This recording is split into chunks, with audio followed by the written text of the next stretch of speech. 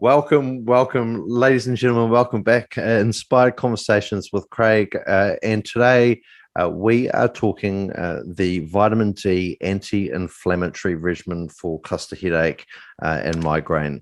Before we go any further, I just want to say, disclaimer for you all, ain't medical advice, but I hope you find some good educational material that is of value to you. Now, before we move any further, I want to say my sympathies are with you. If you're a sufferer of cluster headache or daily migraine, like I was since 2013, my heart breaks and my heart goes out to you. I know how personal and I know how hard it is, in particular if you're finding this video and you've just started your journey.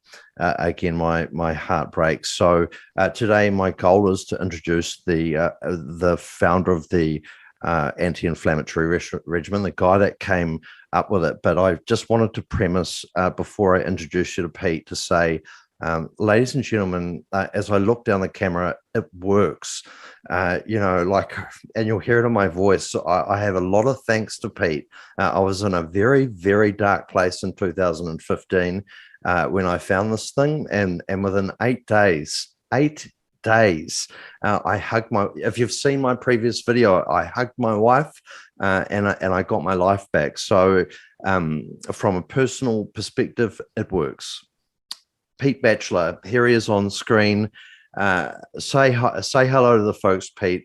Give them an introduction. Tell them who you are and what your background is. Hello, fellow cluster headache sufferers. I know what you've been going through if you're still having problems. And the good news is it does not need to be that way. My name is Pete Batcheller. I'm a 77-year-old retired Navy fighter pilot. As I was growing up, I wanted to do two things. I wanted to be a doctor, and I also wanted to be a pilot. Well, I got to the University of Washington after 2 years of junior college, and I was doing really well in chemistry. I said, I think I'll make chemistry my degree, just in case the doctor bit falls through. And in my junior year, a good friend of mine, a high school classmate, says, I just got a ride in a Navy T-34.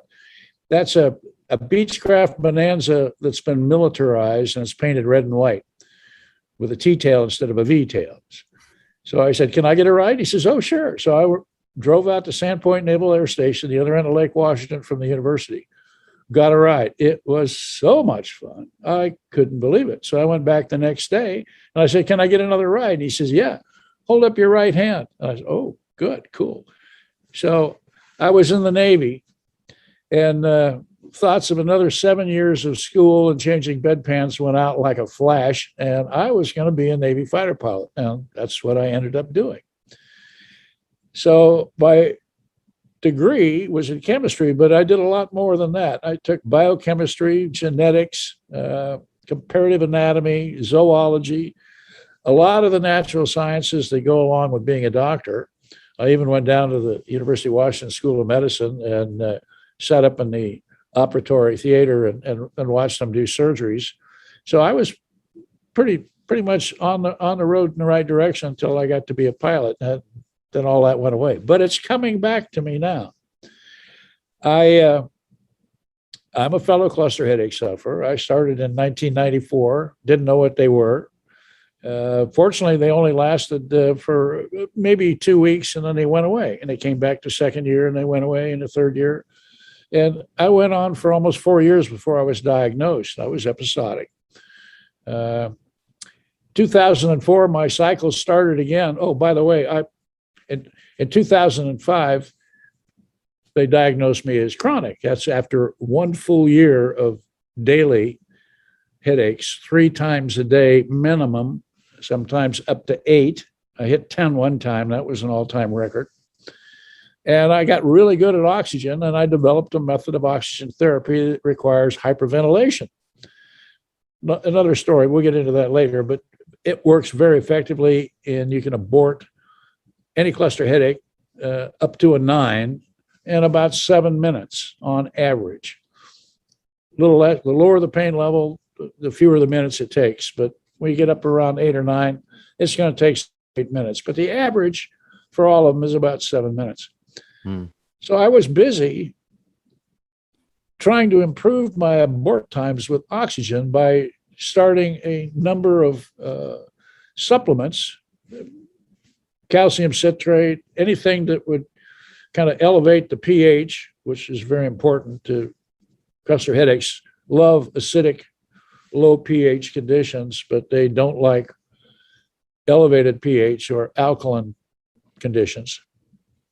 And I was doing pretty good with it for about a year. And then in 2010, I got to looking at my logbook, and I had 3 summers where I was pain-free for almost 2 weeks.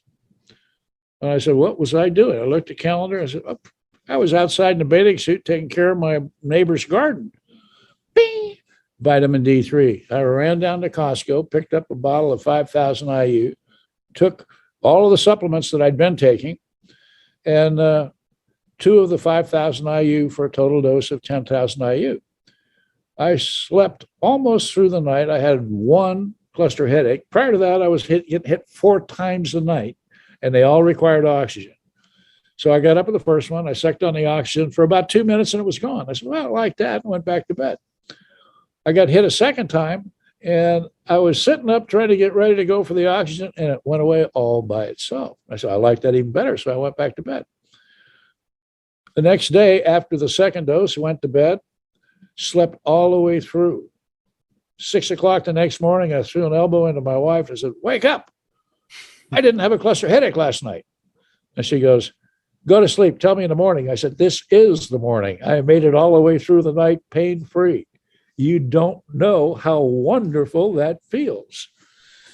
So long story made short, I started sharing my experiences with this combination of vitamin D3 and what we now call the cofactors: magnesium, zinc, boron, vitamin B, vitamin A, vitamin K2, omega-3 fish oil. All of those things come together, and they all support vitamin D3. So as time went on, more and more people started following my example, and they tried it. So by, Joyce started it. Joyce was my wife, was a migrainer. She says, do you think it'll work for migraines? I said, let's give it a try. So she started it. She hasn't had a migraine since. She was getting them once a month, 3 migraines, just like regular as clockwork. Once a month, she'd be sneakers up. Don't bother me. I got a migraine. She hasn't had a migraine since. So we know that works. Anyway, so Pete, it's probably a good time just to ask you, well, what is the vitamin D regimen? I know we can bring a picture of it up on screen in terms of the 5 or 6 bottles that constitute the daily regimen, and the chart people are going to be very familiar with, having visited the wiki link. We'll put that up on screen as well. There you go. There it is. There it is. Basic anti-inflammatory regimen. On the left, there's an eyedropper bottle and a little white bottle. The little white bottle is what we call Biotech D350. That's a 50,000 IU water-soluble capsule of vitamin D3. Water-soluble. Every time before, when you saw the liquid soft gels, they were oil-based, and everybody said, aha, there's the regimen that I take daily and the number of pills in front of the bottles. I suggest them by brand.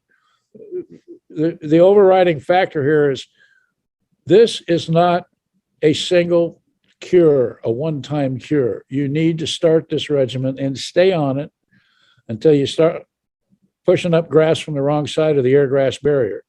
You're going to need to take it for life. So I wanted to keep everything as easy as possible and as inexpensive as possible, yet making sure we had quality, good vitamins and minerals. All of these vitamins have third-party evaluations for purity and strength. They're all, by and large, manufactured in the U.S. The vitamin D3 comes from wool grease, and I think some of that comes from Australia and New Zealand. So I can't vouch for that, but it's processed here in the U.S. We will include some links below of recommendations from Pete in terms of Sure. reputable brands and companies. So that's the basic regimen in front of you. Now, Pete, it's a bunch of vitamins, and that's how I saw it in 2015. I think it's important that we delve into a little bit about how it works, and I guess the pathophysiology of cluster headache and migraine. Okay. There's two parts. I'll try and keep this as simple as possible because it gets very, very complex with a lot of moving parts. But there are two parts to vitamin D3 therapy or vitamin D therapy. Pharmacokinetics, big buzzword. That's what the body does to vitamin D3. And then you have pharmacodynamics. That's what vitamin D3 does to the body. And in simple terms, the pharmacodynamics means that the active form of vitamin D3, calcitriol, 1,25 OH2D3, physically goes into the cells of the body and attaches to the nucleus and physically attaches to a strand of DNA. And when it does that, it spawns off a segment of RNA, which is called a messenger RNA, and that starts doing wild and wonderful things. It upregulates good genes and it downregulates bad genes. And the same gene may be doing good things at one day and bad things the next if it doesn't get enough vitamin D3. So there's the hint that you need to keep all of your genes happy. There's some over 2,000 genes in the body that have vitamin D receptors. So it controls, by and large, every organ in our body to several different levels. Okay, so that's the simple high-value look at what we're doing. Getting back to the pharmacokinetics, that starts with absorption. And that gets back to one of Craig's questions. When do we take this? Well, you take it with the largest meal of the day, because that usually contains the most fats, and vitamin D3 is normally fat soluble, but this version we use is water soluble. But all the rest of them get dissolved a lot faster if you take it within 20 minutes of your biggest meal of the day or 20 minutes after. And the big reason there is the stomach is full of acid at that point. If you took that chalky mineral multivitamin and took it on an empty stomach and drank water, it's likely it would proceed all the way to the nether end of your GI tract undissolved. It's just chalk. But if you drop it in your stomach and your stomach is loaded with acid, well, it breaks down real fast. You can do this at home. Pour a little glass of water and add about half as much of that of vinegar and drop each one of your vitamins in there and watch what happens to them. They'll dissolve in acid a lot faster than just plain water. The folks will have seen the graphic up on screen with you talking about, the influence of vitamin D's active form on the genes, and so I think it's important to talk about the particular genes in respect of cluster headache and migraine, because those genes and vitamin D treatment are related in that many of the other treatments that folks take for cluster headaches also work on these neuropeptides. What's a neuropeptide in relation to mRNA synthesis and protein synthesis? The picture we've just had up on screen. This is one of the slides where we talk about up or down regulating gene expression. Every gene in our body has a mission to do several things. By and large, they upregulate or they downregulate genetic products. In this case, in most cases, that's a protein. Now, that protein can be a signaling agent, very, very much like hormones. And what they do is they signal the cell to start doing certain things. So in this particular drawing, you see a molecule of 25 OH2D3, 1,25 OH2 calcitriol, and it's dimerized two atoms in a molecule with an RXR, that's a retinoid X or vitamin A, and they land on a special place on the DNA, and they start this process of peeling off a layer of RNA, which is called a messenger RNA, mRNA. If you've been watching the COVID-19 vaccines, that's what they've put in those vaccines, is a messenger RNA. And its instructions are to make the glycoprotein spike. But for our case, that's a very unique vitamin D3 enabled messenger RNA. So our body runs on this process that's in this slide. So you can see on the left that the messenger RNA is spun off the DNA helix. It's passed out of the nucleus into the cell cytoplasm, where it's picked up by ribosomes. These are little factories that read that strand of messenger RNA like a computer program, or a recipe, if you will, for making certain peptides. And it draws the components that it needs from the cytoplasm to build those peptides. So, and there are millions of these peptides in every cell, millions of them. The largest cell in the human body happens to be the oocyte in women, the egg, and it's big enough to see. And it's got over almost 1 trillion of these, or several billion, I should say, of these little factories in there. And the ribosomes do all the grunt work of taking that messenger RNA, the book of life, the library of the world, and creating the proteins we need to signal that cell to do what it needs to do. Stop making the bad stuff, start making the good stuff.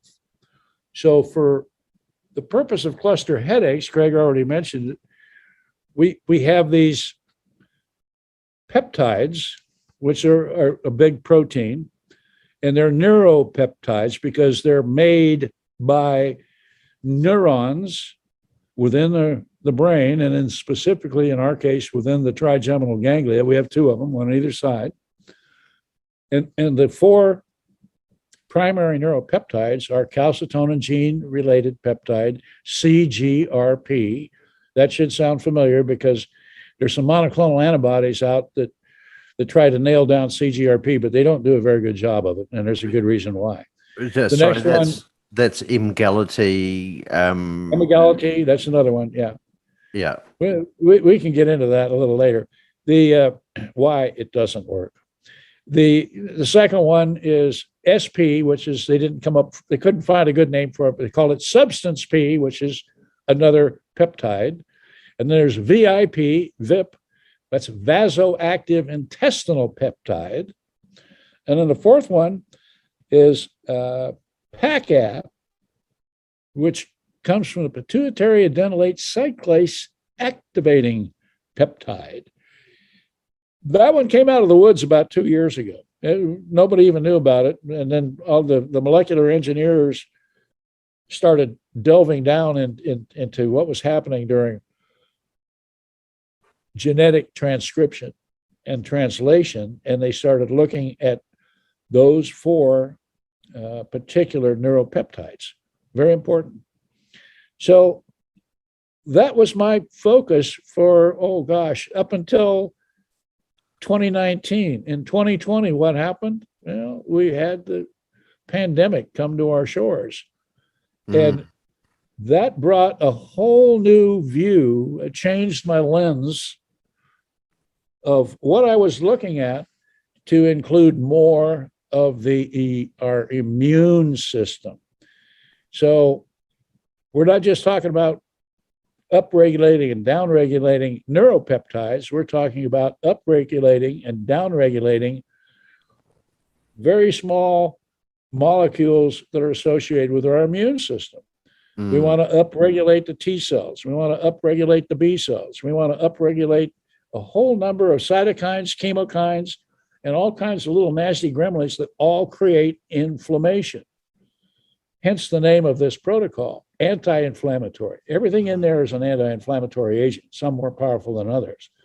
So, just so the penny drops for people, am I understanding you correctly in that and cluster headache and migraine sufferers, they tend to express more of these inflammatory neuropeptides than, say, control groups in the normal population. And so vitamin D, through this process of genetic transcription and translation, is down-regulating those inflammatory peptides to prevent the cluster headache from occurring, or at the least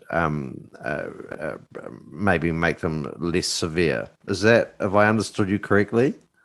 That's correct. But what I'm saying is, once you introduce the immune system as a key player in the pathogenesis of cluster and migraine headache, you just open the doors up. Headaches have traditionally been the bailiwick of the neurologist. And what my studies over the last 12 years have pretty much revealed is that's not necessarily the case anymore. You need to have geneticists involved in your treatment. You need to have internal medicine people involved in it, virologists. I mean, it just opens the door all over the place. And the guys that take care of your immune system, and the best thing to do for your immune system is take a lot of vitamin D3 plus the cofactors to boost your immune system functions, because there's a whole lot of nasty gremlins that get in there that agitate the trigeminal ganglia, and the buzzword I think to use is the trigeminal vascular complex. That's the blood vessels in and around your trigeminal ganglia. And you got two of them, one on either side. So, and you want to keep them all happy, but one of them is normally, with cluster headaches, one of them is normally associated with a pain on one side of your head. Some people are switch hitters. They get one on one side and they get one on the other. Very few get them both at the same time, but that does happen. So there's more to preventing and controlling cluster headache than just taking care of the neuropeptides. You've also got all the immune system cells to worry about. Right. And vitamin D3 helps do that for us. Okay, next question.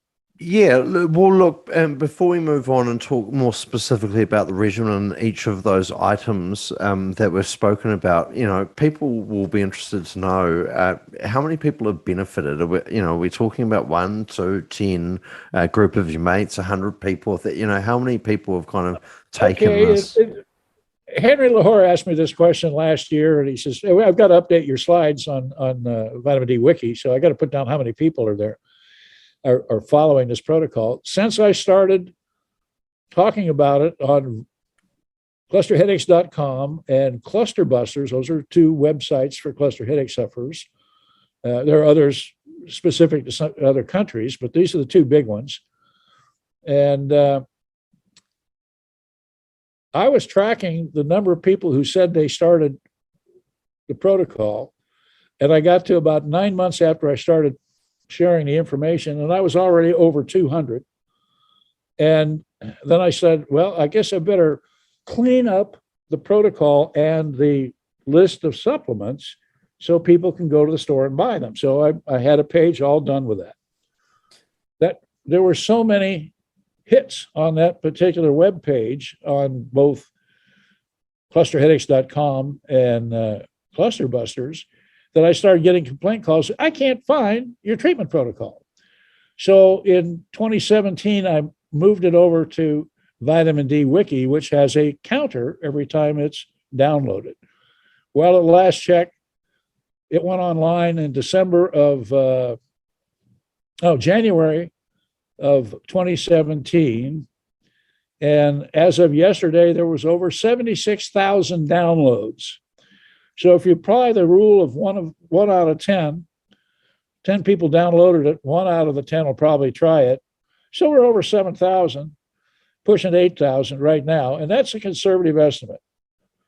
Of the people that did complete your poll, Pete, in terms of a percentage, are we talking 1 and 2 people found efficacious, or is it 1 in 3? What does that kind of look like? Well, in I guess the end of December, I was really torn because I knew I was on the right track, and we needed to attract the attention of neurologists who would possibly have the wherewithal to conduct a study on this. That was my goal. Get enough information to do it. Now, how would I gather that? Well, I came up with a questionnaire. It was about 35 questions, and it was specifically designed for people who were following the anti-inflammatory regimen. So I think the last time I harvested the database was in December of 2019. COVID-19 has put everything in a corner right now. But at that point, there were over 700 people had started it, and 313 had completed the survey and submitted it. So those are the only ones that I'm allowed to use for data. The ones where they started it, some of them answered maybe 1 or 2 questions, and that was it. They didn't get down to the meat of the matter. So out of the 313, we have a number of very good statistics on how this is working. Basically, 82% of all the cluster headache sufferers that started this are experiencing a significant drop in the frequency of their cluster headaches. How big a drop? Well, they drop on average from 3 a day to 3 a week. Wow. So that's basically 21 to 3. You can do the math, and that'll give you the percentile, but it's pretty good. I guess burning on the question, burning on the minds of chronic sufferers that may be watching this, as well as daily migraineurs, are they going to see the same kind of results as an episodic cluster headache sufferer? The answer is yes. There's a slight advantage to being a episodic cluster headache sufferers. When I break out the chronic versus episodic, the episodics come out about 87%, and the chronics come out about 64%. Now, episodic cluster headache sufferers have a problem differentiating a positive or favorable response with end of cycle. This is a problem that confronts all the studies on vitamin, on basically on cluster headache sufferers, episodic cluster headache sufferers. They don't know. So one of the things that they do in those studies is they try and select people who are just starting their annual cycle. So they're not going to be confused by end of cycle. So if you look at the chart here, you can see these are normal distribution curves. The black curve is of the 313 that submitted their blood test information. That's their 25-OH to start with. And the mean was 24 nanograms per milliliter. That's the top of the peak, 24 nanograms. The big guy at far end was 47 nanograms per milliliter. Now, I don't have my calculator with me, but basically 2.5 times that to get nanomoles. After a month, which included a loading cycle, they all moved over under the green curve, and there's a p-value of 0.0001, which means this is really good. This is not just a happenstance. So that factor is out the window. This is real. This is real data, statistically significant with respect to the change in serum 25-OH. So I put a question in the questionnaire, and it says, when during your cycle, and divided up into 10 parts, did you experience the favorable response? Well, I let the computer do all that work for me, and it brought me back a graph, and it turns out that about 20% of the cluster headache sufferers, the episodic cluster headache sufferers, experienced the favorable response near the end of their at the 9 and the 10 position when you divide out the time frame of their individual cluster cycle. So I can realistically subtract 20% from that 87, and I'm down to 67 to 64 or 67 to 62. That's a wash. That's the same. So for the people, and oh, by the way, that 64 number is also the percentage of CHers who started this treatment protocol who experienced a complete cessation of cluster headaches. We talk. My goal was to hit 50% of people starting this thing having a complete cessation. We're up to 64%. Yeah, I think the data I'm looking at now, I haven't analyzed it all, but it looks like it's closer to 67% to 68%. Right. And I mean, from personal experience, I mentioned earlier, and we're going to talk more about favorable days for response, but I can also tell you personally, I've had a member of my family who'd had migraine for over 20 years, and within a week of starting vitamin D3 on the loading dose, the migraine stopped, and she got her life back. So so I tell you what, it moves on to a conversation, Pete, to say, why don't more people try this? Like, there are some objections, and for me, speaking personally, in 2015, when I first found that wiki website, man, it was just really complicated. Like, I couldn't get my head around it. The second thing was, my doctor just really rolled his eyes at me, like did not want to have a conversation around vitamin D at all. And then, one of the other big things was that I looked at the recommended daily intake here in New Zealand, and it's 400 to 600 international units. So I looked at and I looked at your regimen, and it's 50,000 units per day for 12 days for a total of 600,000. You can imagine how apprehensive I was. So, what would you say to that as we move into a conversation around safety? This is you bring up a very good point, because every cluster headache sufferer, I strongly recommend you take the treatment protocol and go talk to your primary care physician, not your neurologist. They're too busy and they're too expensive. Go to your primary care doctor, GP, general purpose guy, and give him a copy of it, but you'll probably have to explain it to him because he won't have time to read it.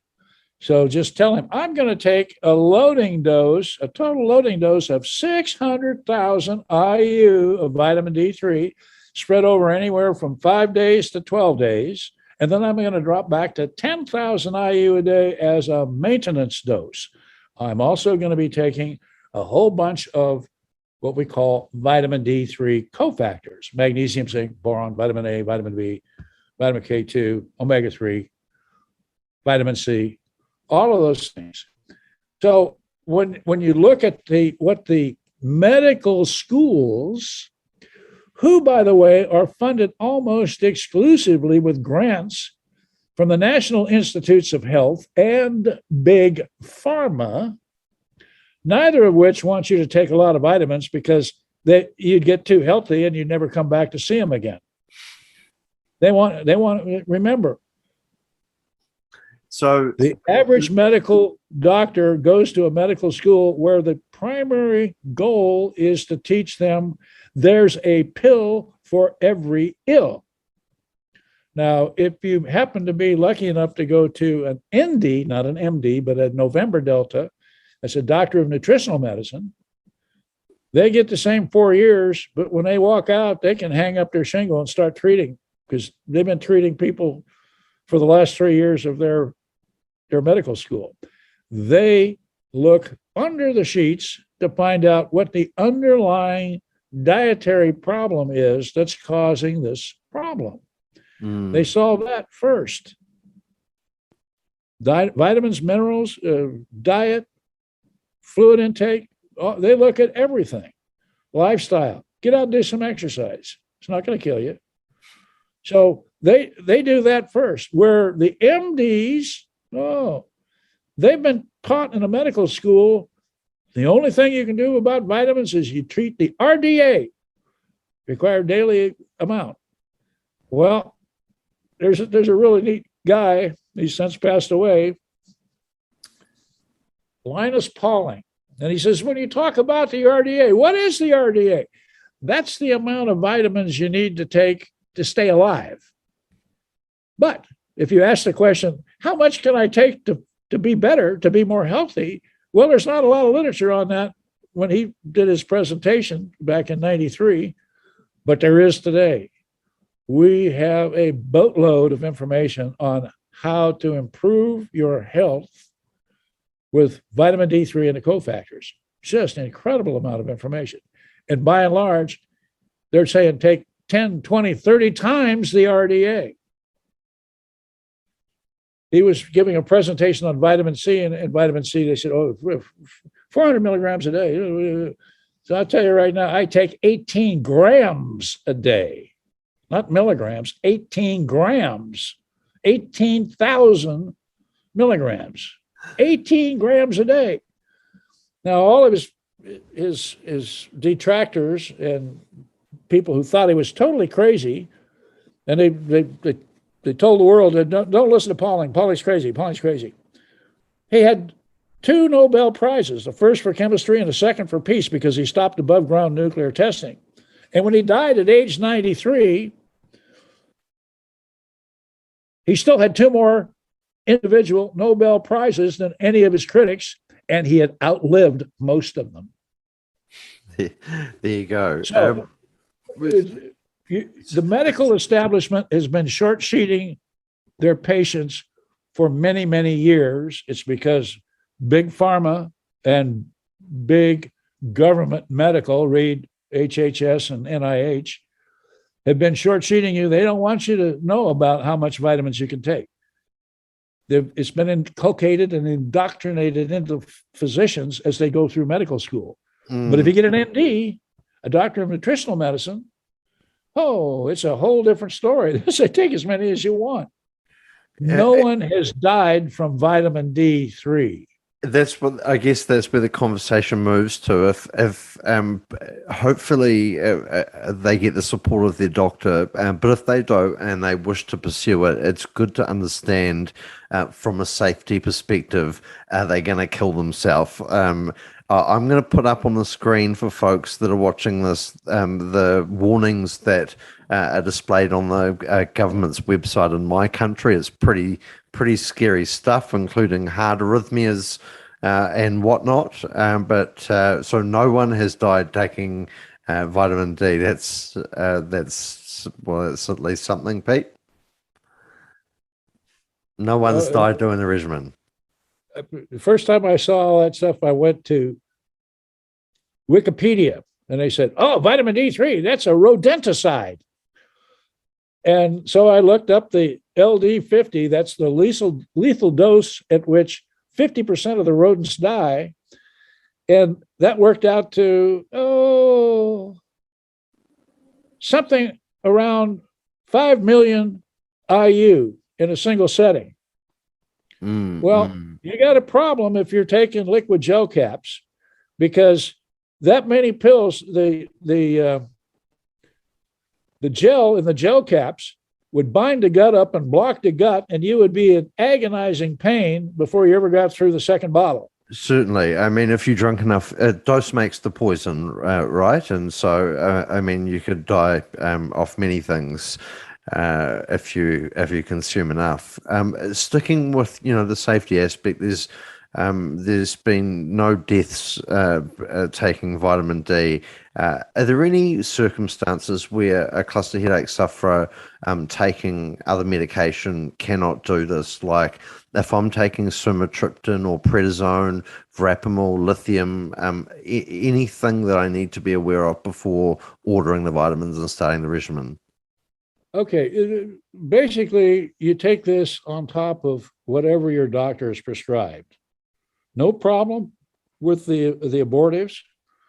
I mean, sumatriptan succinate, either pill, nasal, or injection, no problem. You need to be able to knock the pain down while you're waiting for the vitamin D3 to do its thing.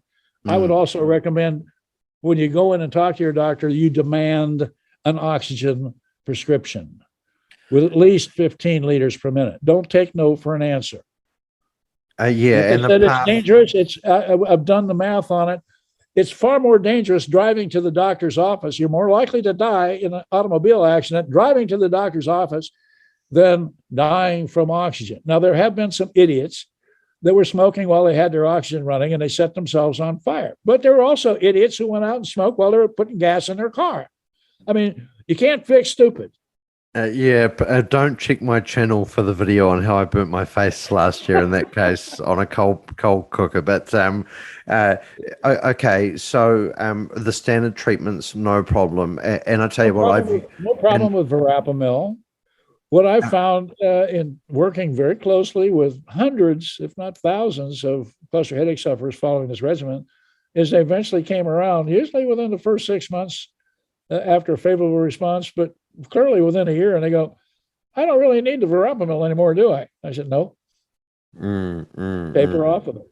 I only know a few people who are keen on lithium. And as a chemist, I know lithium is an extremely chemically reactive compound. And it scares me to think people are putting a lot of lithium in their body, even though you're down in the milligrams. I don't recommend lithium. It's too harsh. The body was not built to run on that much lithium. Right. It runs on sodium. It runs on calcium. Those are the primary salts that the body runs on most of the time. It likes a little iodine. In terms of, there may be people watching this that don't have cluster headache or migraine, but are becoming more and more aware of how important vitamin D is, and may want to try this regimen. Now, I'd just like to ask, are there any kind of other health conditions that stand out that people should be aware of before even considering? I know vitamin D is, and chemotherapy are two things that do not mix. What are some other things that come to mind? Well, you can go to Vitamin D Wiki and look up cancer treatments and vitamin D. And what you'll find is the American Cancer Society has been fighting a pitched battle and a losing battle, killing people with chemotherapy and radiation therapy. I mean, I grew up around nuclear weapons in the Navy. I don't like them. I stay away from them at all possible. And because I know what ionizing radiation can do to the body. The chemotherapy can be a problem because most of the chemotherapy is designed to kill cells in cell division, because cancer cells divide faster than the other cells. If they kill all the cells in cell division, boom, hey, we got the cancer. Well, in the meantime, your hair falls out. You start having all kinds of problems. And what you've done is you've created a horrendous amount of inflammation throughout the body. That's when you really need vitamin D3 and the cofactors. So there are a lot of physicians who are trained in vitamin D3 said, by all means, take vitamin D3 all the way through your chemo and radiation therapy. But if you listen to the oncologist who never got any training in vitamin D3 therapy, no, hiss, do not take vitamins while you're doing my chemotherapy or radiation. No. Dumbest thing in the world, worst thing in the world, and that's what's killing people. The inflammation caused by chemotherapy and radiation. Go to vitamin D. Believe me, there are hundreds of studies in this area. Go to vitamindwiki.com and look up vitamin D and cancer, and you'll find tons of studies. Yeah. Now, most of the studies have to follow the legality rules. They can't say, well, it cures it, unless the study has strong enough, and there were several studies that are strong enough, at least 3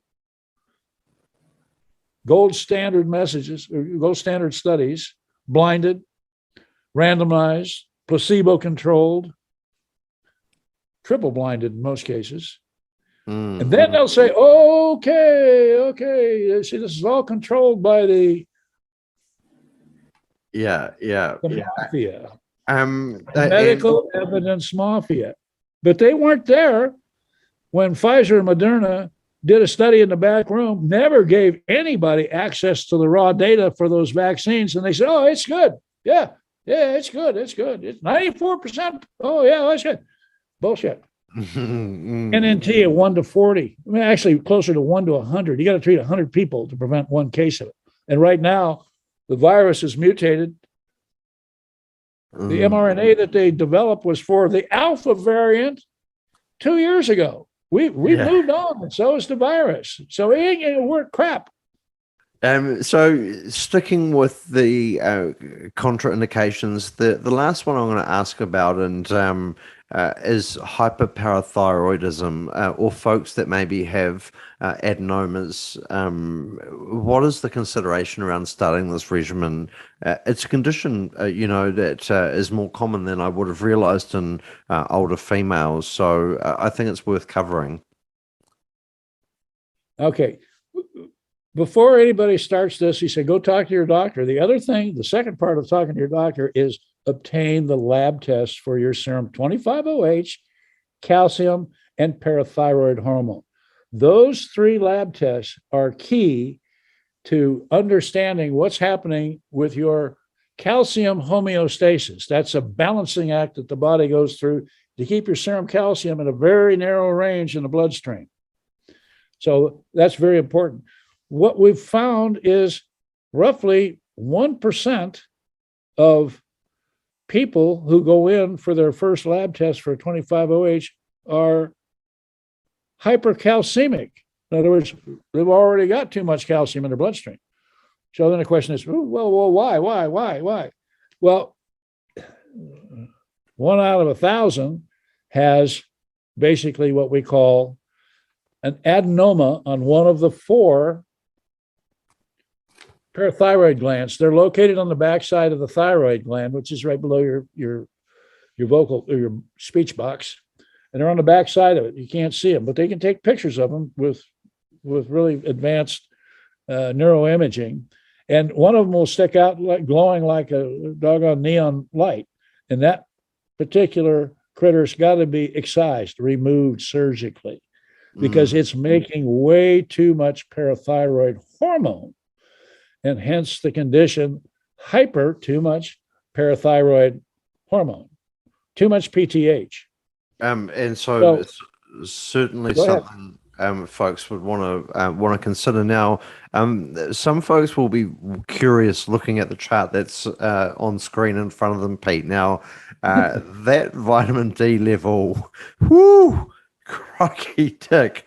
If I was your doctor, I'd probably be giving you a call to say, stop taking that vitamin D immediately.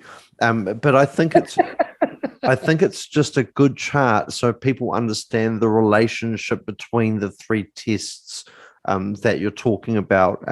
I also just want to make it very clear that Pete's labs in front of you are measured in nanograms per milliliter.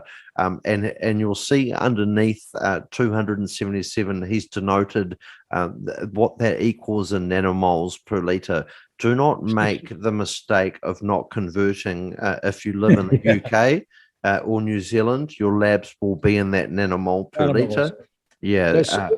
I can't see it. I put my cheaters on. Is it 623 nanomoles? Yeah, 692 was the answer. Yeah, all right, 692. Okay, 692. Okay, that's right up there. And so again, just to understand the efficacious range that we're talking about is around that 80 to 100 nanogram per milliliter mark. At least it was for myself, and that's what the standard regimen is calling for. Now, we've covered testing, we've covered safety. Now I want to talk specifically about vitamin D. Pete, I know you've got a brand you would recommend for people that can get it in the United States. Is that Pharmacal, Biotech Pharmacal? Is that what you still recommend? Both of them are available from Amazon, and I think you can also get them from iHerb from anywhere in the world. Yeah. So these aren't exclusively available in the U.S. I mean, the Biotech D350 is physically packaged in Myanmar. The raw material is done here in the States, and they ship it over there because they got the little guys in Myanmar that can stuff it into capsules, and they bottle it up there. Right. But they watch that factory very closely.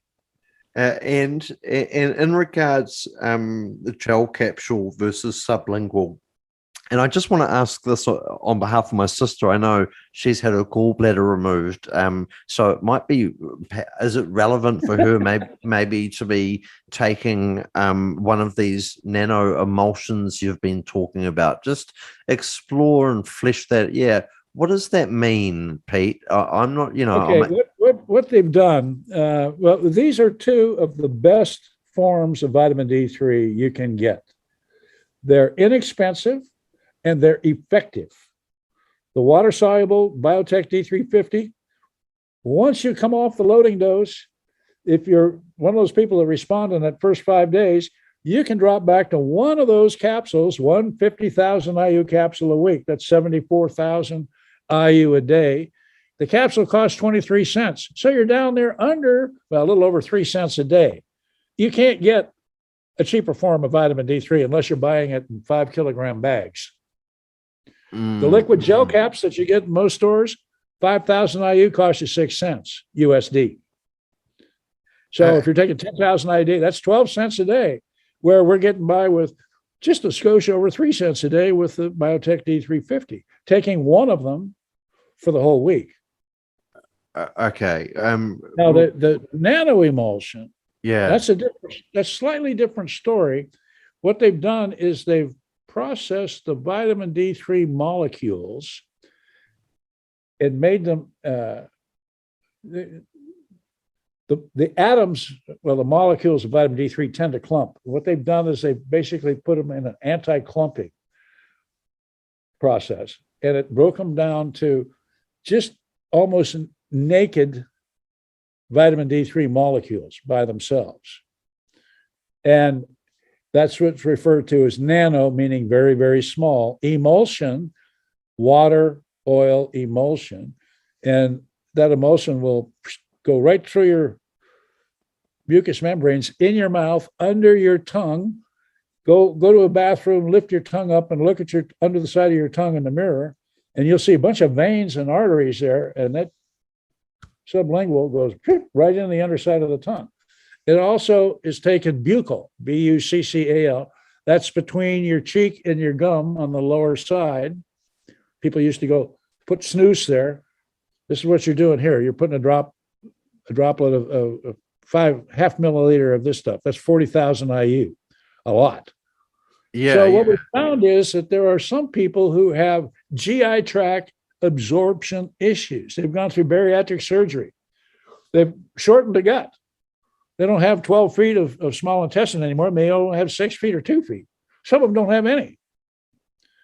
And I've got a very dear friend in Ireland who's a cluster headache sufferer, and his wife was too. And she had a terrible problem, and they removed basically her small intestine completely. So she had no absorption. So she gets parentals.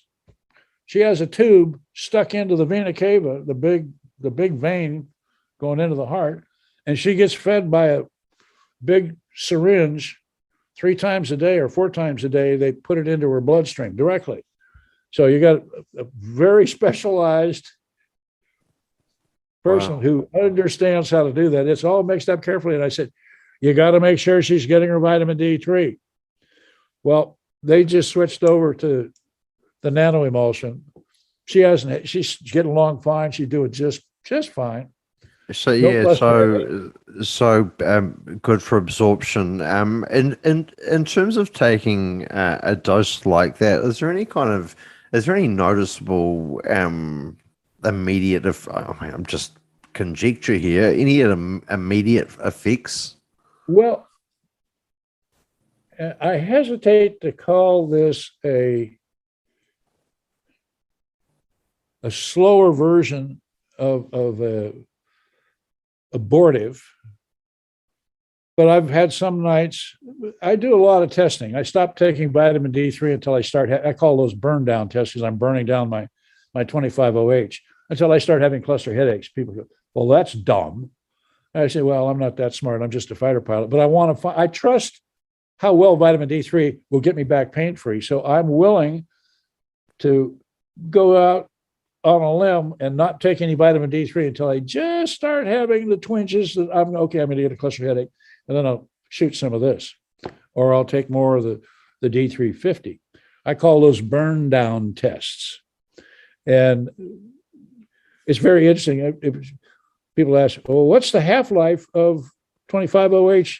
I said, up where I am, it's a long time. I don't drop more than about 15 nanograms per milliliter per month when you're up around 150 to 180. It's probably even a little bit less. We'll explain the goes into and the goes out when it comes to vitamin D3, because your body wants it and it's going to do everything it can to keep it and protect it. It's not going to waste it, and it's not going to pee it over the side. Tell me, vitamin D2, some folks may have support of their doctor who writes them a script to support the loading dose. Now, are there any considerations around vitamin D2 people should know about, Pete? Well, for a long time, there were several, vitamin D experts that said, well, there's very little difference between D2 and D3. Well, there's a big difference. D3 is naturally occurring. D2 is manufactured. It is a pharmaceutical. Okay. And it's not the same animal. And when they got down and they started doing the real efficacy testing, D3 was hands down bigger and better. And not only that, but every time you took more D2, it occupied the vitamin D receptor that the vitamin D3 was trying to get into. So you're getting even less benefit from the vitamin D3 because there was a D2. I just wanted to say a lot of folks, including myself, will be challenged to remember taking a set of pills every day. Can I do the regimen weekly? Oh, yes. Well, I don't have the slide handy right now, but there's a very beautiful slide that shows a dose of 100,000 IU, and you can see the vitamin D3 content spike, and it starts coming back down after about 20 hours. It starts coming back down, but it never gets below where it started for almost 2 weeks. So you can go a week and you're still going to have more vitamin D3 molecules in your bloodstream that have yet to convert through the liver to 25OH or 25 hydroxy vitamin D3. At the same time, you see that big spike, then you'll see the 25OH starting to ramp up. So it basically tells, that's one graphic right there that says, yeah, you can take it once a week. 50,000 is fine. And in terms of the cofactors, there's something you should do daily. Well, for many years, I pushed daily because I wanted to keep a constant level of D3. And at 10,000 IU a day, you got to add that times 7 for the weekly dose. So you're talking 70,000 IU a week in one dose, as opposed to 10,000 IU a day every day for a week. So once you do the math on that, you go, the body's going to end up with the same amount when the wash comes out of the wash machine and goes into the dryer, you got the same amount of 25OH in your blood at the end of the week that you had if you went in with 10,000 IU a day or 70,000 IU a week. So your 25OH reaches parity. Now, if you go beyond a week, you go out to 2 weeks, now your D3 is dropping below where it started, and that's not good. You want to have D3 in your system all the time. This is when we get into the hormone theory, where you have to have the free hormone, enough vitamin D3 in your system. So yeah, the free hormone hypothesis. you have the free hormone therapy. The vitamin D3 we take gets attached. It has a high affinity for the vitamin D protein, and it's got another high affinity for another protein that's in the body all the time, that's produced in the kidneys. Between the two of them, the vitamin D3 has a higher attraction rate. So the factor that we talk about in chemistry is the dissociation from the bound version of vitamin D3 to the free version, which is the naked molecule all by itself. And that's about, 1/10 of 1% or 0.3 of 1%, very low. So that's the little rascal that's doing all the good. The free hormone hypothesis will be a lot for folks to get their head around. Cofactors, though, talk to me about cofactors. I mean, the regimen includes them. We've seen them up on screen. I'd just like to talk about each of them particularly. Sure. Starting with fish oil, right? What does it actually do? And what are the safety considerations, particularly since I saw a comment saying, well, you better not be taking aspirin with fish oil. Cofactors are given that name because they enhance the pharmacokinetics and pharmacodynamics of vitamin D3. Without the cofactors, you don't get the absorption, the process of hydroxylating it to 25 hydroxy vitamin D3 and all the way up to 1,25 OH2 D3 calcitriol. There's enzymes in there. Many of these cofactors are essential for expressing the enzymes. We're going to get back to expressing again. You express a smile. Well, genes express different proteins and compounds, genetic products. So one of the things that genes make is enzymes. Well, we need the enzyme as a catalyst to add that hydroxyl, that oxygen hydrogen group, to the vitamin D3 molecule at the 25th position. That gives us 25 hydroxy. We need another enzyme to add it to the first position. Then we have 1,25 OH2 D3. And then there's one that comes out of the woods that is a 24 hydroxylator. That adds a hydroxyl group to the 24th position of the vitamin D3 molecule. And when that happens, all bets are off.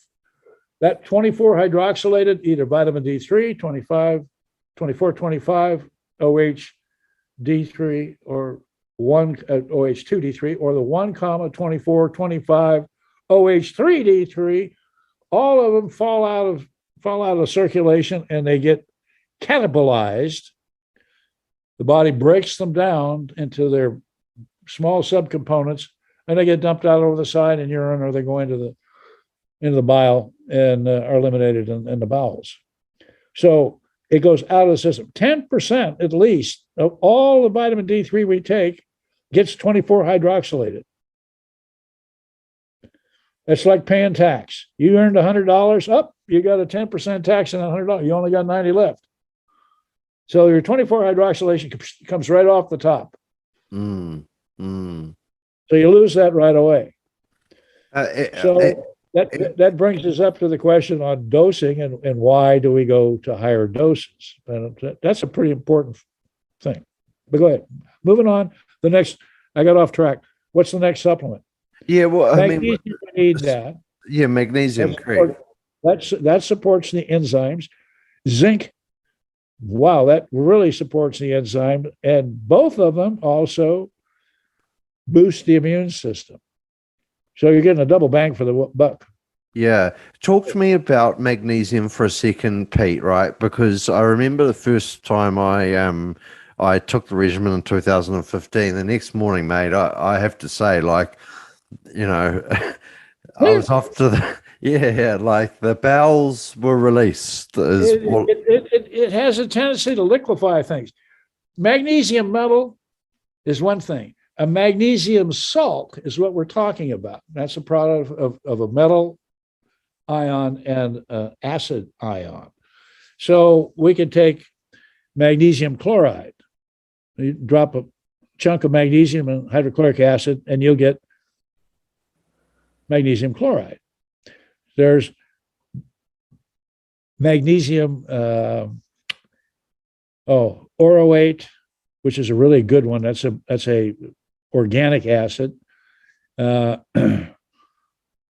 Magnesium oxide, chalk, the cliffs of Dover. That's what it is chalk. Some people find it doesn't cause them any problems at all because it's got a lot of magnesium in it, but some people find that it stimulates what we call osmotic diarrhea. And part of that is the magnesium was not dissolved in the GI tract where it was supposed to be dissolved, and that's in the stomach. There's a really neat set of x-rays. The lady came in, she says, I am just having a terrible time with this magnesium. I've got the trots all the time.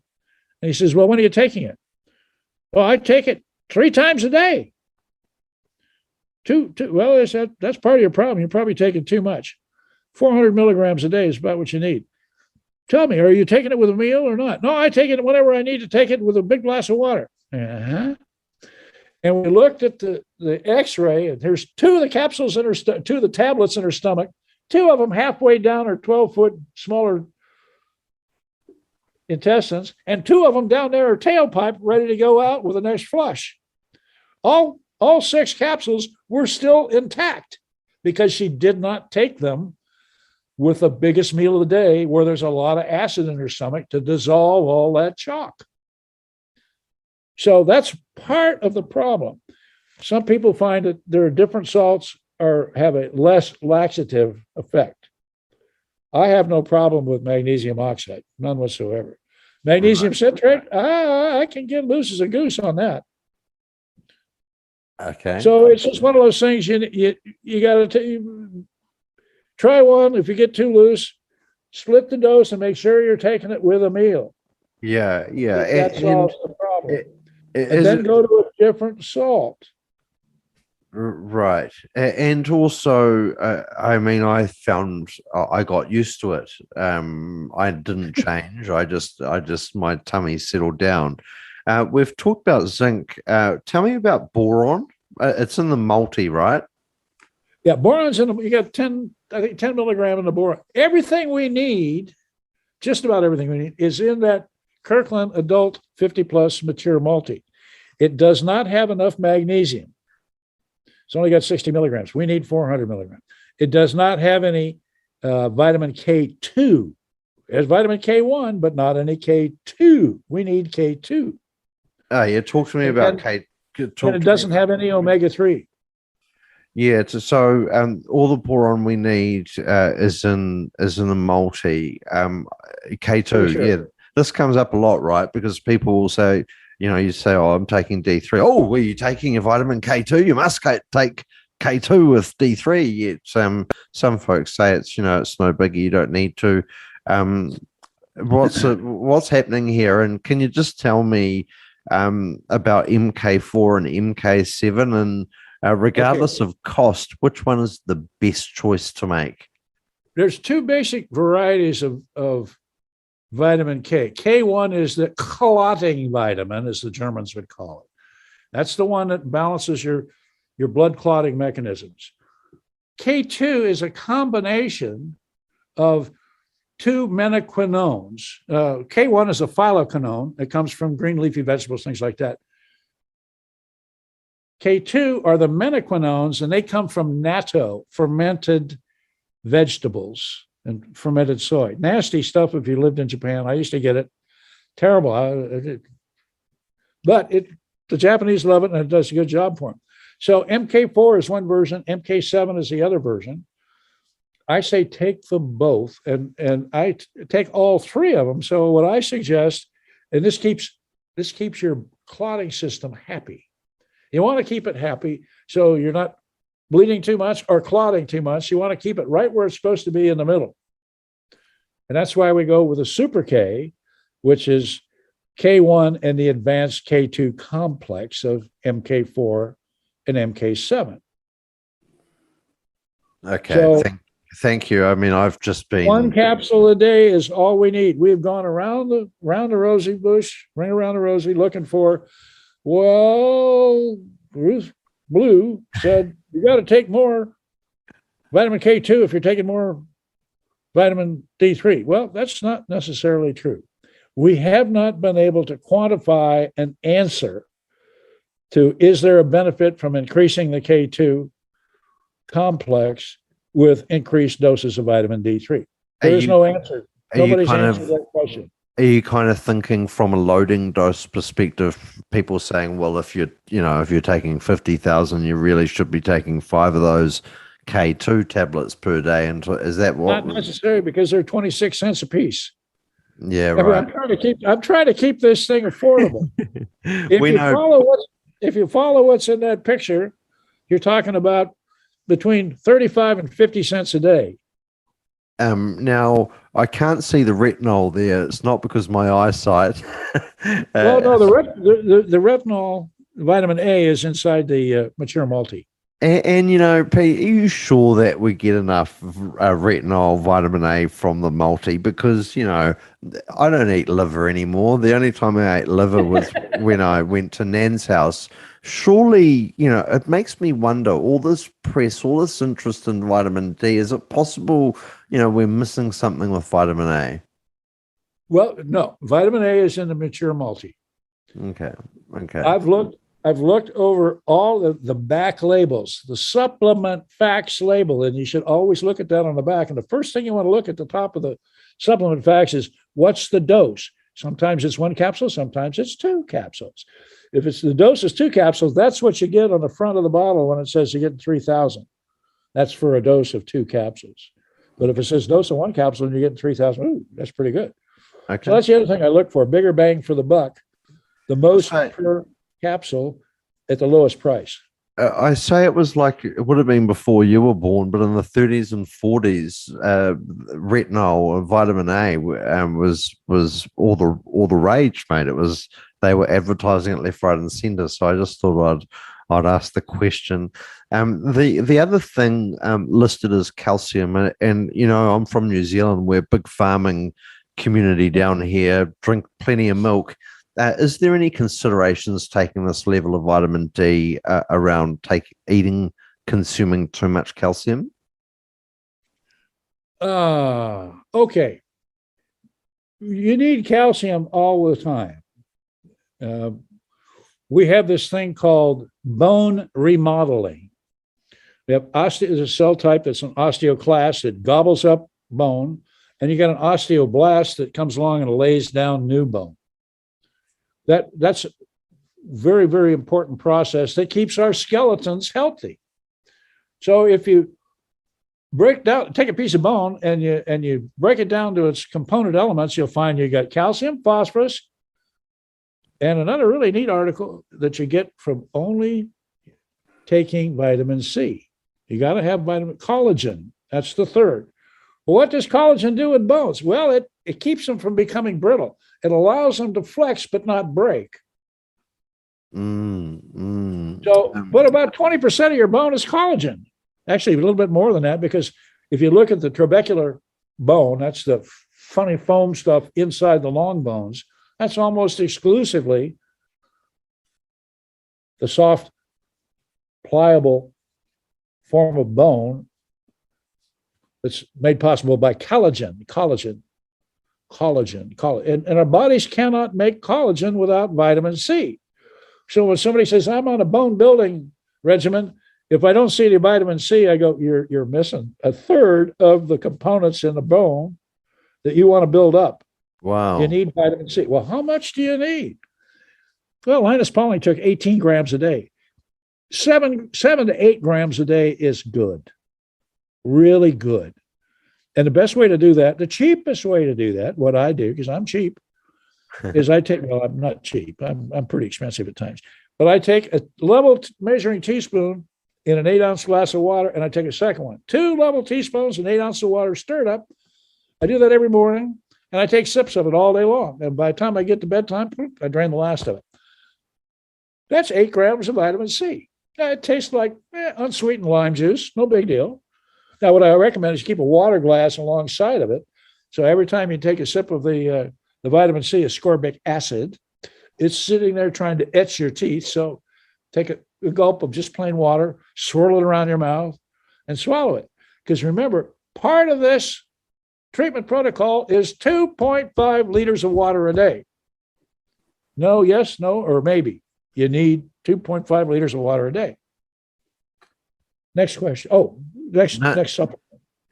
So the next part, that's the cofactors covered off pretty nicely, right? So if you had all of those and you wanted to start the regimen, we start talking about a loading dose at the start. Now, before we start talking about the 600,000 international unit loading dose, I want to say, what are the chances of a cluster headache sufferer having an adequate vitamin D level before starting the regimen? Well, that's why we want to start with see your doctor and get the lab test for 25-OH, calcium, and PTH. And you'll find you're going to be under that black portion of the chart there, normal distribution. You're going to be somewhere between 6 and 47 nanograms per milliliter, and on average, you'll be about 24 nanograms per milliliter. And just for any New Zealanders watching, 24 nanograms per milliliter is the average serum of Kiwis in New Zealand. And so, no, you measured in so 2.5 times that. So no. I've converted that for people watching. So yeah. Okay. All right. Yeah. 24 nanograms, 24.2. So you're in a hurt locker for a number of reasons. COVID-19 infections are more severe for people with 25-OH less than 30. Down around 25 to 20, it even gets worse. You're going to stay in the hospital. You get below 10, you're going to have a hard time staying out of the grave. Bad news. You want to stay above 50. That's going to require, if everything was working for you, a minimum, an absolute minimum of 5,000 IU a day. And that's after a loading cycle of at least 500,000 IU. Spread out over. So sticking with the cluster loading regimen, and I understand you've changed it recently. So it used to be, I think, 12 or 15 days. So now folks can take that 600,000 international unit loading dose at the start of the regimen to quickly raise their level up to a kind of a range where the headaches stop or become far less severe. Talk to us about the loading dose. It's okay to do it over 6 days at 100,000 per day? Okay, what we come up with is what we think is the fastest and safest way to elevate serum 25-OH, and that's with a loading dose. I'm trying to find a slide here. Maybe it's this one. So we're looking for roughly 100,000 IU, or actually total of 600,000 IU.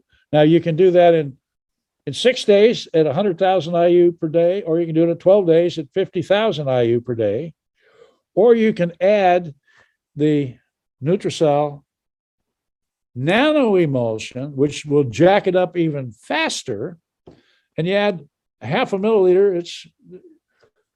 The eyedropper is calibrated in 1 milliliter, a quarter milliliter segments, but halfway up is a half a milliliter. That's 20 drops, 2,000 IU per drop. So it's 40,000 IU of vitamin D3. So we're talking a loading dose, to go real fast, of 140,000 IU a day for 5 days. Do the math, that comes out 700,000. That's a pretty good start for basically the chronic cluster headache sufferer and the migrainer. So that's why I would say that's what they need to take. And I've taken it too. Right. Okay, so yeah, there's some changes there that people that have been following the regimen for a long time won't have noticed those changes if they're making recommendations to people that are chronic or are looking at this from the migraine perspective.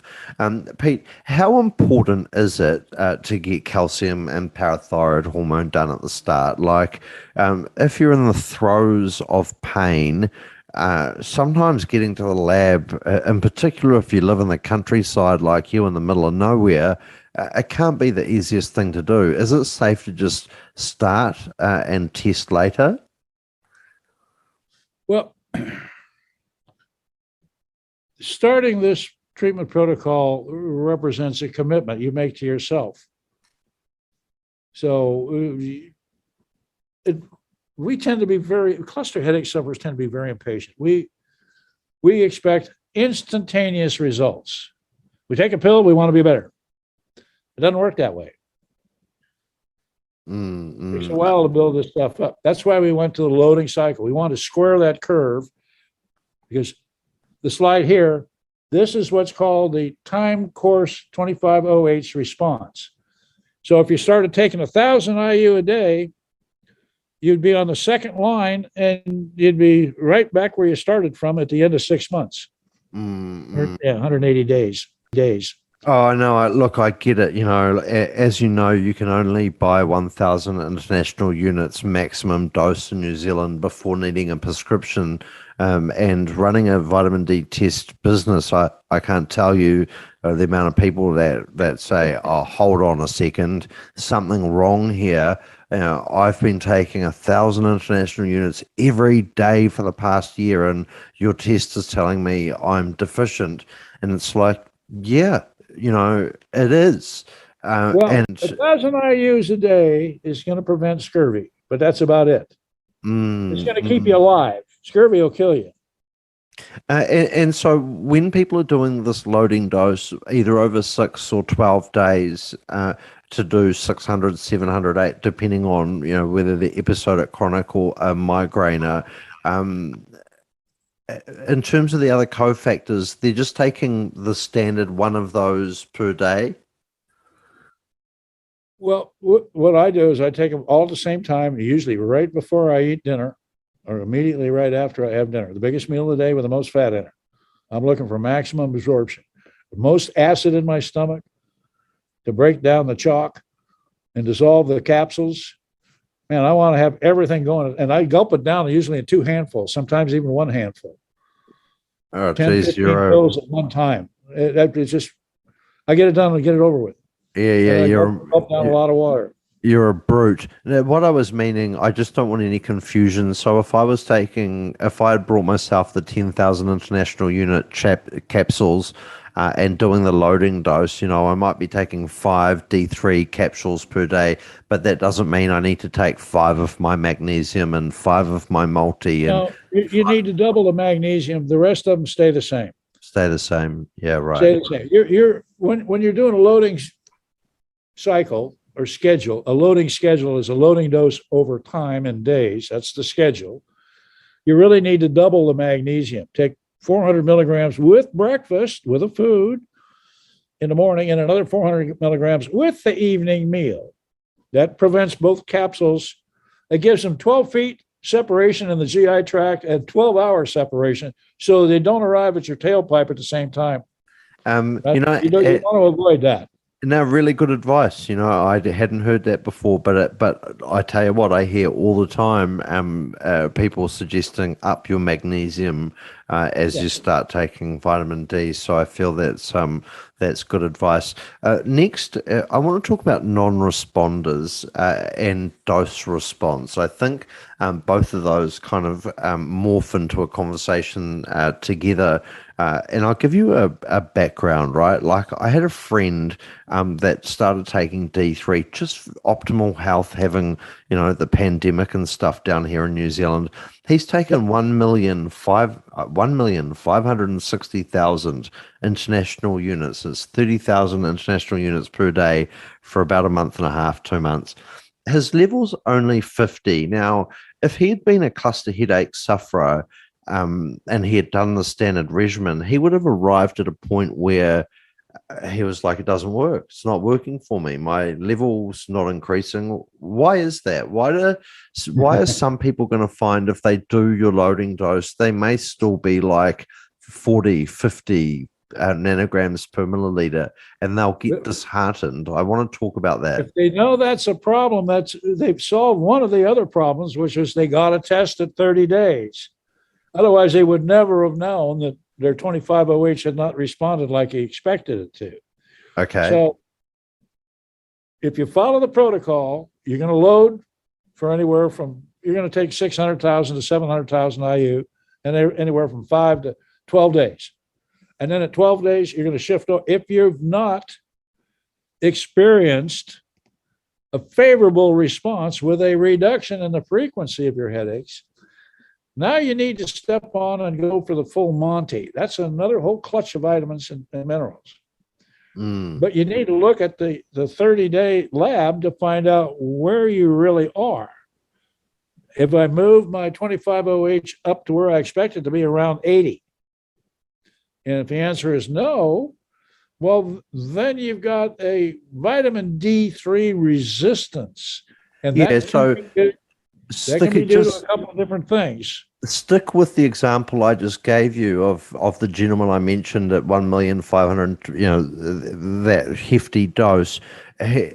Prior to taking that level of vitamin D, his level had tested at 22 nanograms per milliliter, and after that dose, it was 51 nanograms per milliliter. So there was a response, but it wasn't the response perhaps he would have hoped for if he was a cluster headache sufferer. Now, what should he do? The question then is, what was the calcium and where was the PTH? What we're looking for is, if you look carefully at the calcium and the PTH, you'll see an equal but opposite response. In other words, as the calcium goes up, the PTH goes down. Actually, you can see it also when the 25-OH goes up, the PTH goes down. But it's almost a mirror image between calcium and PTH. So if you get to the last test of the year, I'm just shy of going into the pink zone on my calcium, but it's always been normal. And my PTH is down around 9, which is a little below the 12 to 14 that the bottom of the green zone. Not bad, but it shows that mirror image shows that I've done something to my PTH. Actually, you can't see what I did to it because that happened about 3 years prior to this chart starting. I was using a different lab. I was using the lab that was in my doctor's office. And he didn't believe my vitamin D3 value, so I went across the street and I had it done at Quest Diagnostics, brought it back. Quest was 15, no, it was more than that, almost 20 nanograms per milliliter higher than his last. I said, that's the difference between the two lab tests. Anyway, so I stick with the lab that uses the liquid chromatography dual mass spectroscopy for vitamin D3. And they do the calcium and PTH together in one test. So, they're all being done at the same time. You can't get a better reading on what's my calcium homeostasis doing. And what this chart shows is I got a great calcium homeostasis.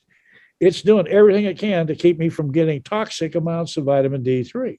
It's dropping your parathyroid hormone and your calcium serums like right in the green PTH is upper range. depressed, which, yeah. So So what we're seeing in these three panels is I am getting the maximum benefit from vitamin D3. What this is saying, I don't need to take any more. What I was taking then at that point was sufficient. Taking more is not going to do me any better. I'm not getting any benefit from taking more. Now, what was I taking then? I was taking pretty close to 140,000 IU a day for over a week. Oh, actually, over 20 days. So 140,000 IU a day for 20 days. 2.5 million odd international units. So what my friend my acquaintance should have done in reviewing his calcium, PTH, and vitamin D3, if he was still getting attacks, his level had only increased to 52 nanograms per milliliter. His parathyroid hormone was still mid range, and his calcium was in the safe position. He could continue loading D3 until he responded favorably. Is that kind of what you're saying? Yes. And then I would say, cuddle up to your doctor and say, look, we're going to do this. I don't care what you're saying. We're going to do this. And I want you to run my labs every 2 weeks until we get where we want to go. Now, if you've got a problem with that, then we'll negotiate another doctor if we have to. But I got to do this to keep my head from falling off. Yeah. This is not dangerous. This is not dangerous. Repeat, not dangerous.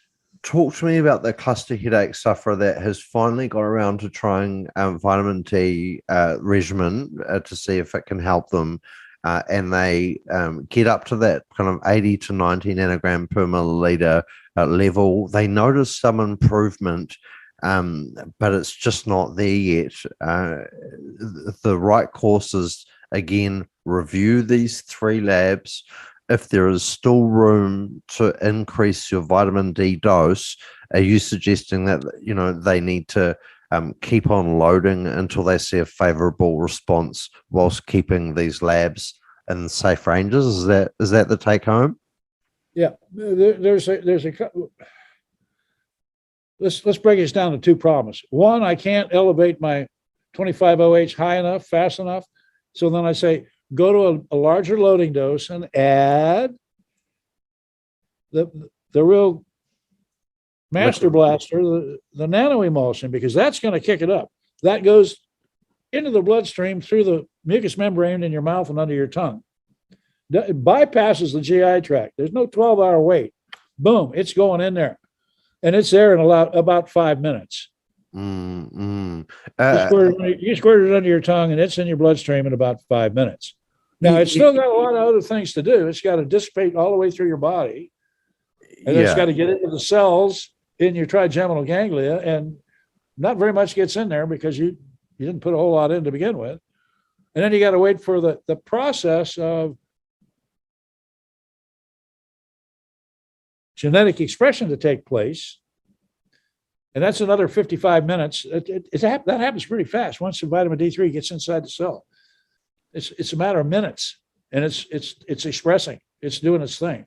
Yeah. If you're watching this, you've seen my comments before and read Batch's comments on the Cluster Headaches forum. We're going to start talking about non-responders and a couple of things, Benadryl, and then we're going to talk about the full Monty. So.